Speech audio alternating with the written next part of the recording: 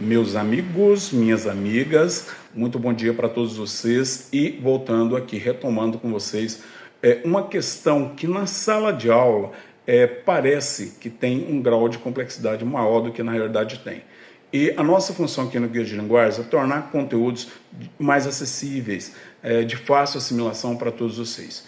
Um dos conteúdos que na sala de aula tem um certo grau de complexidade são as funções da linguagem. E dentre elas, a metalinguagem. A gente percebe que os alunos têm um certo grau de dificuldade até que eles finalmente conseguem perceber o que é.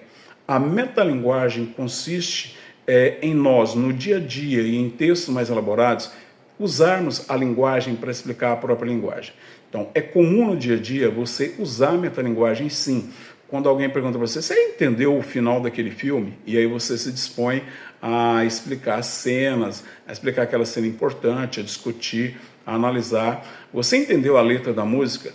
Olha, você sabia que algumas músicas da década de 1970 fazem referência a uso de drogas? E aí vocês vão discutir a linguagem de músicas como o vovô já dizia de Raul Seixas, quem não tem colírio usa óculos escuros, e que ali nós temos uma referência ao uso da cannabis, num momento tenso do Brasil em que falar de drogas, falar de questões desse nível era muito complicado, o governo Médici, um momento de repressão muito intensa. E nós temos a metalinguagem também de forma elaborada, de forma literária.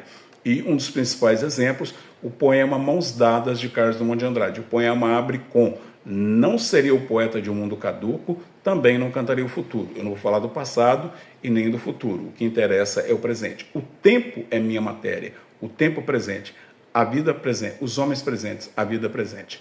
Então, ele deixa bem claro que não vai cantar o passado, que não vai falar do futuro, o que interessa é o presente, os homens presentes, a vida presente. Os problemas contemporâneos são esses que têm que ser discutidos. Isto é metalinguagem, certo? E a metalinguagem, observei, ela ocorre no nosso dia a dia. Quando nós discutimos um filme, uma música, uma série, uma novela, analisamos a linguagem, o enredo, os personagens daquela novela. Quando nós analisamos uma letra, conversamos sobre a letra de música, fazendo uma análise do que ela quer dizer, isso também é metalinguagem, certo? E para o Enem, para as provas de vestibulares, para concursos, interessam os textos literários que abordam, que tem como tema, tem como objeto a metalinguagem. Então, atentem para isso e nós trabalharemos com vocês de maneira mais aprofundada, mais detalhada, na sequência em um vídeo próprio para as funções da linguagem, ok?